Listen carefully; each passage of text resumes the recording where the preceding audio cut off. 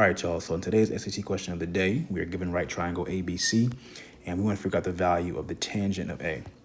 So y'all got to show up to the SAT knowing your trig, right? So SOHCAHTOA tells us how to relate the sides of a right triangle. So sine is opposite over hypotenuse, cosine is adjacent over hypotenuse, and tangent is opposite over adjacent. We want tangent in this question, so we're going to be doing opposite over adjacent. So the first thing I always do is label my sides in my triangle. So if we're starting at angle A, I always start with the hypotenuse since it's across from 90. In this case, the hypotenuse is going to be 54.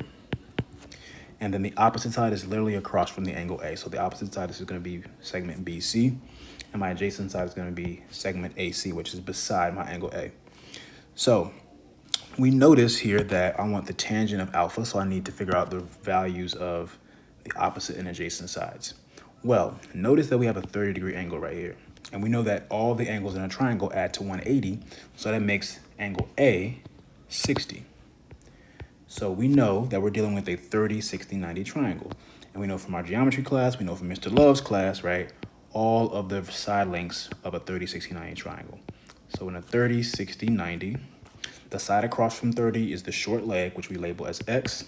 The side across from 60 is x root 3, and the hypotenuse is going to be 2x. So we're given the hypotenuse is 2x, which is the side length 54.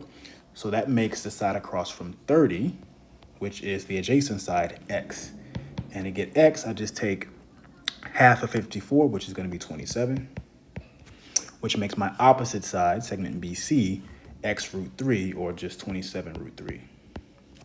So now I got all my sides, so I'm ready to actually answer the question. The question asks for the tangent of angle A.